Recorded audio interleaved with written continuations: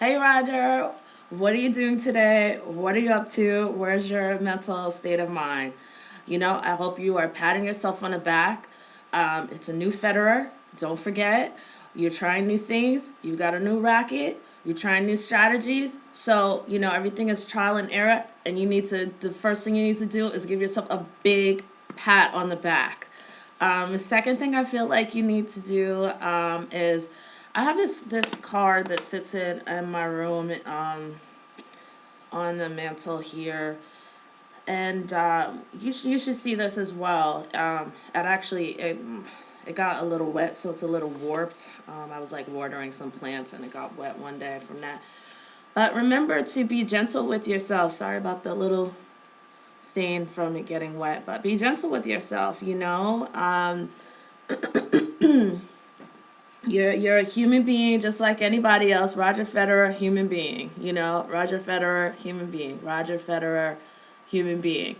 And just know that it's important to support yourself right now. It's important to pump yourself up right now. I can say things, I can give critique, other people can give critique, but you have to take care of yourself and make sure that you're staying really positive because you're doing a fantastic job. I know that the match the other day was probably a bit of a huge disappointment. You know what? But for me, it's like no big deal. I mean, it hurt to see you go out. Every time you lose, I don't know why. It sucks. But I feel like, what? At the same time, like, we've got to look at, like, what's the truth here? What is the truth? Roger Federer, you did one of the biggest things. You went as far as you could take it, coming off a season of what people will call the lowest performance, maybe, of your career. And I'm not saying that in a negative way, but I'm saying, like, look at what you've done. You have gone off a season where you won one tournament, right? I didn't even realize that you only won one tournament last year because I know you had such a fantastic year the year before and you made such a commitment in so many tough matches mentally that I felt like, it was like you kind of just petered out in 2013 because it was, it's tough to change, and if you do any, I'm going off a little bit, but if you do any research on neurological patterns or neural pathways, you know that it's hard to change a habit. I think within science, in order to change the neural pathways, I think I'm using the right term, I hope I am, in the brain, it takes at least 25 to 40 days of exercising a completely new habit to start having the brain generate new neural pathways to start acting in a new manner. But the whole way through that 25 to 40 day period, you're going to have resistance to go back into the same patterns. It's tough to change.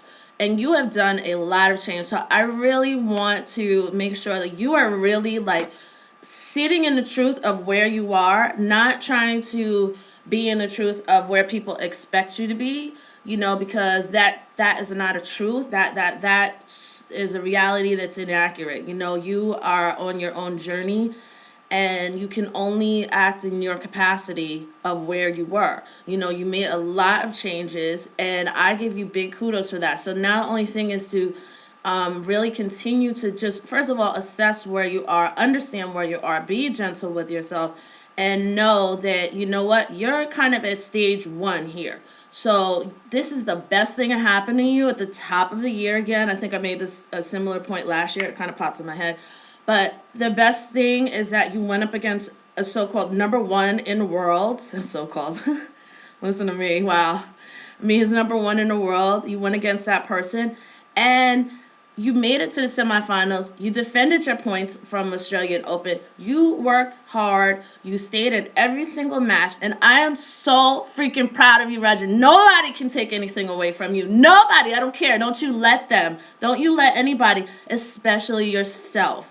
don't take anything away from yourself because you've done such a fantastic, fantastic job. And if you have to go out against anybody, Roger Federer, you need to be going out against the number one in the world. So kudos to you. I hope you put up your hand to give me a high five, because you're doing a great job. You got to stay in that truth right now. Now's the time where the demons are going to come in. I know maybe that's not a good word. The gremlins, whatever, the bad thoughts, getting discouraged, being doubtful. No, those are not the truth. That's not the truth right now. You made a lot of change. You went through a season, a low point in the season, so to speak. You are doing fantastic. So you need to stay on track with that. I saw some changes in your game against Rafa. I didn't feel like, for what I saw, I didn't feel like he was bullying points out of you. I didn't get to see the whole match though, because honestly, I've been so inundated with my own crap. I saw the match starting at 4 and 4 a.m. here, and I think you and Rafa were just completing the first set. I think I saw you were at 6-6, and then, or no, I came in when you guys were at like 5 something, and then you went into 6, and then you went into a tiebreak.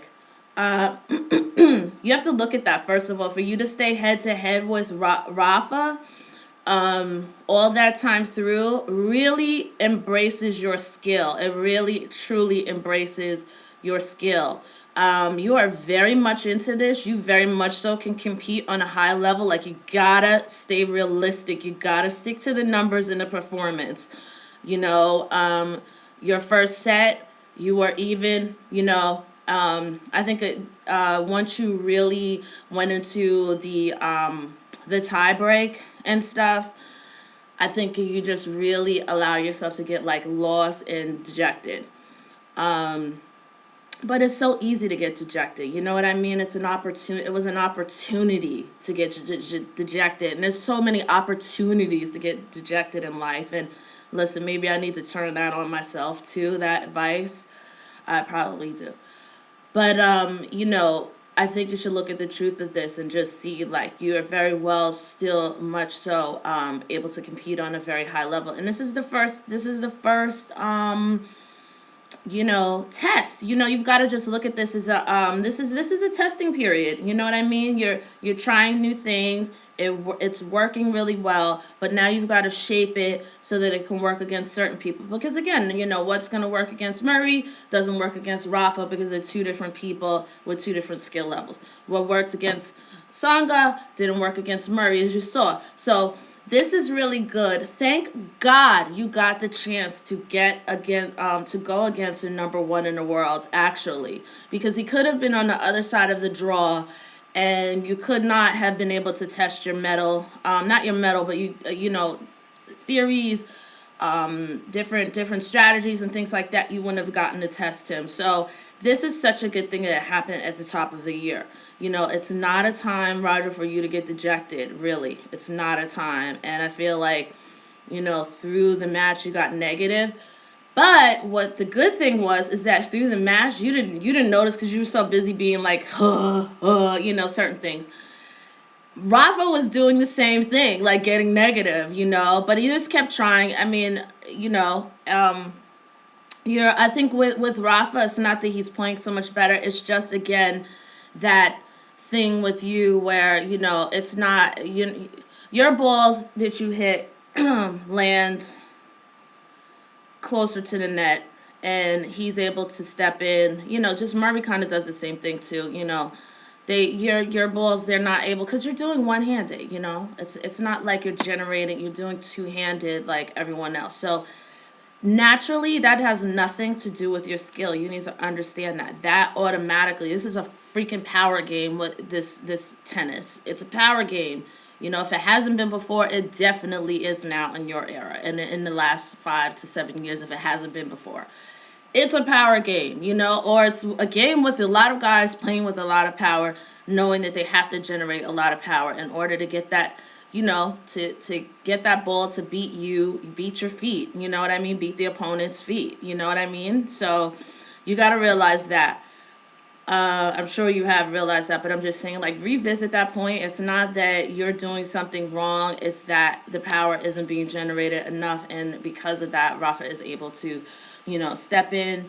By the time you hit a ball and it lands, let's say 10 feet past the net, but his balls that he hits back ends up about 13 feet past the net. So you're hitting that, you're giving him a good chance. First of all, he's got time. He's got time. Murray has time. Tsonga has time. Anyone you're playing against who, those are actually three very powerful players. Quite powerful. I happen to think of Murray and even Tsonga might be a little more powerful than Rafa, but I don't know.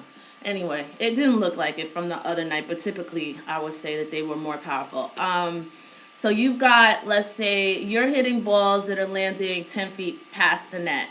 So that's giving them, I don't know, it's giving them time again, and it's giving them, time is important too. Like that helps you relax. There's no extra stress in the mind. You know what I mean? It's kind of like, oh, time. You know what I mean?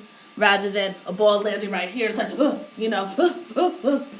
you're the one who's having to go through having a lot less time, because you have a lot of these players who are hitting the ball 13 or 14 feet past the net, I guess you could say. Or, I don't know what the alarm is going off. Hold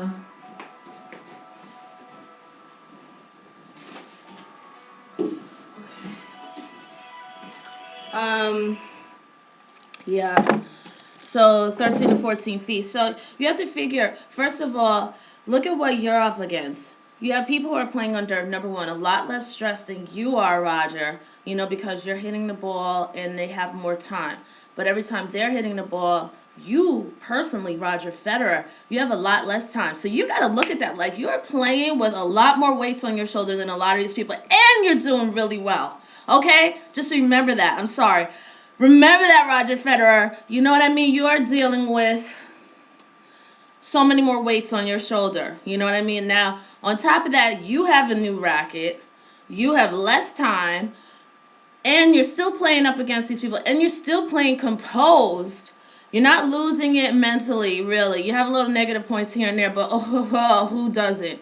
And so, you've got to, like, start looking at really your strong points. It takes a seriously resilient person, even though there are points of improvement and things like that, I say with the mental and stuff. But overall, let's just take a moment to recognize what's really good. You are playing with a lot more weights on your shoulder against these guys. You're playing one-handed against these guys. You got to remember that. It has nothing to do with your skill. It has nothing to do with your legacy. As much as people want to say, whatever they want to say about your legacy with you and Rafa, never mind it, because most people can't analyze, the critical thinking, put it like that. It's not about analyzing necessarily, but just the basic critical thinking is not there. So you have to remember what you're working with. It's kind of like, what is the story from the Bible? David and Samson or whatever. So you're going to have to be, is it David and Samson? I could be, David and Goliath. David and Goliath. Sorry, God. You're going to have to just embrace where you are, understand, and celebrate also where you are and how well you're doing given where you are, you know what I mean? And reminds Mirka too, you know what I mean? Reminds Mirka, because you guys have been through so much through all this shit. I know that, I'm sorry to say it, but I know this thing with Rafa, has been so hard because you have achieved so much in this tennis world, and the media and everyone puts so much pressure on you. I know to a certain extent what you guys have been to, just to a certain extent, because as a fan, have been through it emotionally too. To see you, you know what I mean? It hurt to see you, you know what I mean? Like, it hurt to see you at Wimbledon 2008 like that. And it hurt so much to see you at 2009 Australian Open and stuff like that. And it just hurt to see how bad people were, treating you and putting so much pressure on just one person, you know what I mean? But at the same time, it's like, it's also like a blessing, you know what I mean? Like, you, Roger Federer, as one individual who's garnered so much praise and heavy criticism from millions of people. Do you know the average person wouldn't be able to handle that pressure? You know, the average person wouldn't be able to handle any of that. So it really says something about your power and what you command. You know, it's your story because it's the power of you that commanded all of this. So, you know, you really got to embrace your power. You probably don't see it because you just, you know, you waking up every morning, doing what everybody else does, going to the bathroom, brushing your teeth, you know, like you just don't see yourself probably that way. But, you know, I just really want to make a video to just, you know, get you, make sure you're back on the same track. You've got a great coach. You guys are doing fantastic, fantastic, fantastic. It's going to take some time to get through a strategy for the number one in the world, but you've got to stay positive, and you got to stay positive, meaning you got to stay really realistic about where you are in your game. First of all, you know what I mean? Again, you're coming off a year where there was a bit of a lull performance. You did amazingly well. You did actually acknowledge that, but I really want you to sort of get it in your bones, get it in your DNA, get it in your cellular level. Get it in there, you know what? Get that truth in there. It's a blessing again. It's amazing thinking about it, you know, that got to go against number one in the world at the top of the year, and you did damned well. You know what I mean? You did damn well. You know, first set was great, and then you made the choice. It's okay because then you made the choice to get really dejected about it, and you gave away the concentration, the focus, and everything it was going to take to go into the second set and the third set with a real chance. You know, you made 50 unforced errors. You need to embrace that as well. And this is what I want to say something about people who don't know what the hell they're fucking talking about. I'm sorry. You know, and why you cannot take their criticism or critique or their assessments so seriously, because people were on Twitter too saying, I really didn't feel that Roger played badly, you know, I feel like Rafa won that clean. How the hell did Rafa win something clean when Roger Federer makes 50 unforced errors? Now, sure, there's a difference between looking good and playing 100% good. Sure, Roger, you looked good, and I'm not attacking you, but I'm just separate yourself for a second, like I'm arguing with other people here. You know, you can't just say, oh, Rafa had a clean win. You know what I mean? Because he didn't. You know what I mean? You know how much? 50 points? Isn't that like almost 2 sets that you handed over to him? You know what I mean? 50 unforced errors. 50 unforced errors is like 50 points. And if I go on the theory that I went on when I talked to you about Djokovic at the Roland Garros, was that 2012, I think, Roger? When you had about 46 errors or 42 errors to his 17, and you had, you know, when I subtracted the two, it was like, you know, so he gave 17 unforced errors, you gave like 46 or something, and then whatever the number was, like 29, the difference. And for me, that was like one whole set, a little over a set that you gave him.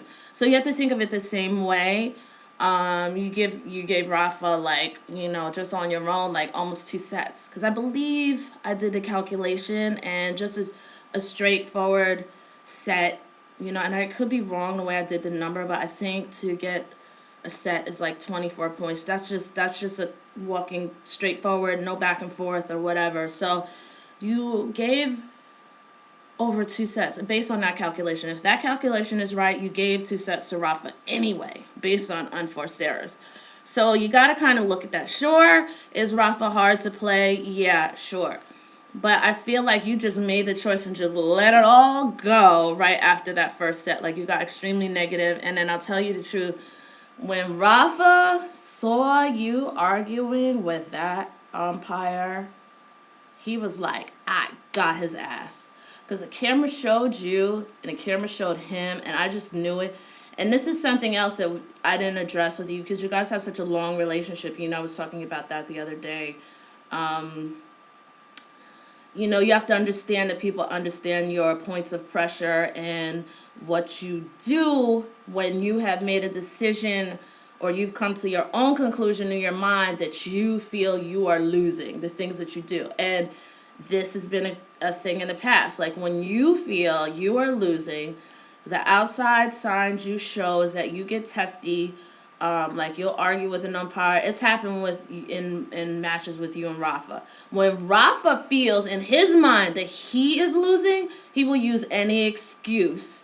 This is how you know you kind of got Rafa. Like in Roland Garros when it started, when Djokovic was up on him, up in score on him, and it started raining just a little bit. Rafa's like, excuse me, you know, Rafa with his breaks and all this and that.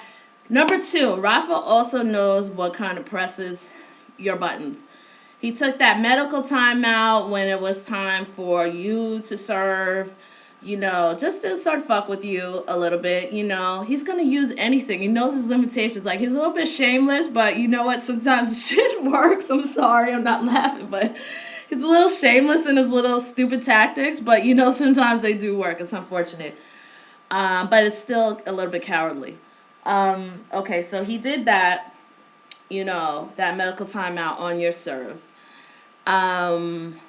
He also, you know, he knows. And he wasn't feeling fully confident. You know, you have to really understand what your effect is, and I don't think you do. You know, he's just as afraid and probably more, you know, because, Rafa really doesn't show much. But he showed some negativity, you know, quite a few times. At least a handful of times I saw him when he made one or two unforced errors where I saw him get really negative. And then there were points that you won where he got negative too. So you really need to understand your effect. Number two reason you need to understand your effect and who you are. And sometimes you do have to drag on other people to help define yourself a little bit. That might sound contradictory to what I said before.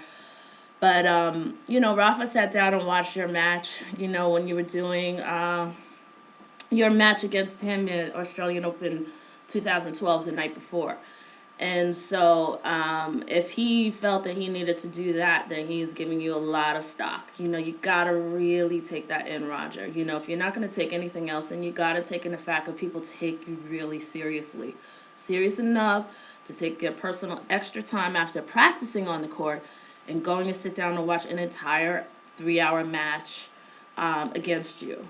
You know, people take you seriously, Roger. Like, you gotta understand that. Like, people take you seriously. They don't sleep at the wheel with you.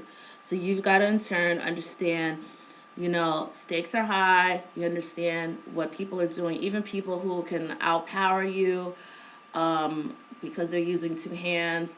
People who have a winning record against you are still sitting down, making sure they invest 3 and probably more hours, probably 3 hours to watch the match, and then about another hour and a half to discuss everything with Uncle Tony, and then probably another good 2 to 3 hours more practicing the day after having watched that match, the pre-warm-up or whatever session, probably practicing some tactics against you, and then the day before probably discussing just a couple of preliminary things. So you got to look at about Rafa probably invested probably a little under 10 hours in just preparing for the match, specifically based on the new approach that Roger Federer was going to bring, or the sort of new approach. Because he said, you know, he's competed against you when you were employing a serve and volley tactics before. So, you know, you gotta, if not anything, Roger, you gotta look at that and say, hey, you know, people are taking me seriously. It's not like people are taking you like you're top, you know, you're like 250 in the world. And it's kind of like, oh, you know, well, let me just research and see how this person plays, you know. Oh, okay, you know, they're a left-hander, they're this or that. Okay, great, all right, I'm good, good night. You know what I mean? Like, people are really investing time in you, and that's what you need to understand, that things are going to take time. And thank goodness, you know, on your end, things are also going to take time. It's going to take time. It's going to take time to, get your whole rhythm together. You know, this is one component of your game where you are employing the serve and volley, you know, particularly well against certain players better than others. But it's just a time where you're trying it out, figuring it. So really trust the integrity of your game still to the end through. The more that you trust the integrity of your game and the more that you really just look at the reality of the situation, the more positive, you know, everything everything's just in your DNA going to be positive and confident, and you're going to be fine. You might take a couple more matches that don't go your way or whatever, but this is still a time frame, and as long as you're performing at your highest and best, like, your fans, like, we are super, super proud of you, Roger. Like, you know what you're doing at 32 years old, like, playing with the one hand, you know what I mean? Like, you're doing so much, and then you're constantly, again, remember, you're constantly under pressure because, like I said, your balls land, maybe, and maybe my footage isn't correct, but at least it's generally in the ballpark. When you hit a ball, it's landing about 10 feet past the net rather. When most other opponents are hitting the ball, it's landing at least 13 and maybe 14 feet past the net. So that's giving you less time, and you're still, with that less time, should create more stress. It's less time to make a decision. So you're playing at I don't want to say a disadvantage, don't take that negatively, but it's true, though, to a certain extent. You're performing well playing under disadvantage. You're still performing higher and at least at the same level as a lot of these guys. You know what I mean? The fact that you can get in with a Rafa who's been performing unbelievably. Look at the amazing season Rafa had. You know what I mean? Last year, it's really kind of weird. If I didn't really believe in all of what I've gone through with Rafa, just reading all certain things about him and all that weird, frankly suspicious behavior between Wimbledon. I think that was 2012. Yeah, Wimbledon 2012, and yeah. And months afterward, I'd be very happy for him. I'm remotely happy for him, sort of. But I can't, because I honestly, I don't think he's playing fair. I do think that he is on steroids. I mean, he's huge now. He's freaking huge. And if you take 7 months off, you don't come back skinny, most likely you come back fat, or at least the same height, same size. So anyway, you're dealing with that. I don't need to feed that into the conversation because it might not be helpful, but despite all of that, he had an amazing season, so he's pretty much in top form. So going against a top player and to go with a new racket, with a new approach, going aggressive out the box, entirely doing all types of new things, and just getting to a tie break with him, where he wasn't able to break you in the first set, is a really good damn sign. The only thing is, like, you just kind of like, it's like you just came undone, and maybe that sounds like a negative. I don't want to say you came undone, but it just kind of burst out, and it was just like you lost. It was just like after that was just like, you couldn't get over the first set. So, everything I think was more mental. Of course, I told you Rafa has his ways of eroding people mentally. I think you did best, and your composure helped me. The fact that you were much more composed and focused, and you stayed aggressive. Just your body language in general was really good. It helped me emotionally. I think it helped tons of fans emotionally. Not that our emotions really matter. Honestly, you really just need to take care of yourself. But I'm just saying that I felt good. Even with you in a position where you were behind, I still felt good. I felt like this situation wasn't breaking you mentally or something like that. So don't let it. That you're doing well. Thank goodness you got to play this guy so early in the season. I really want to tell you some other stuff. God. What I want to tell you. You know what? In the interest of time, as if I have an interest in time, there is somebody who wrote an article. I'm not sure this article is really truly useful, but I will post it so you can read it. Somebody from a website called Tactical Tennis, and they wrote this article, something like 5 things that Roger Federer could use against Nadal, based on Dimitrov's game against Nadal. Now, I mean, some of this is great and all, but at the same time, I wonder if this person took into account, like I had to look up how tall Dimitrov is, and Dimitrov is 2 inches taller than you, and Dimitrov's 6'3" or 6'1". Guys who are taller do better against Rafa no matter what their skill level is. If Rafa's going to hit high balls and stuff like that, guys who are obviously taller can handle higher balls better than a guy who is a little shorter. Even though you're not a short guy, but I'm saying you're shorter. So I'm not sure that guy even took into effect or took into mind that, because I feel like some of the things he's saying is just kind of like whatever. But some of it is really quite technical, and I think that some of it's a little more more advanced than in my knowledge of tennis to take a look at it. And I just want to tell you, like, stay super positive. Like, you're doing well. I think you have a great coach. I have so much faith in you. Just don't let this be an opportunity to lose focus and stamina. Do you know what I would do? Don't even talk to the media about Rafa anymore and saying that you're talking to Stefan about Rafa and stuff. It gives Rafa too much damn stock. You know what I mean? Just use Rafa's language. I'm just gonna do my best against Nadal in the future. Don't give him anything, because it stimulates Rafa psychologically too. He wants to win. It has nothing to do with you. He's that way. So it gives him psychological steam when you are saying things like, oh, I'm talking to my coach. And as you can see, like I said, he took time to watch your old match, and all this and that and the third. So, you know what? You're doing a fantastic job. I'm truly about to pass out right now. Know where you are. Super proud of you. Don't forget yourself. Be gentle with yourself, but don't forget, like, you're doing a great job. Don't worry about this. Don't worry about this thing against Rafa. It's not going to help you at all, and it's really, it's really nothing. Don't worry about it, okay? All right. Good luck with everything, and we'll talk to you soon. Take care. Bye.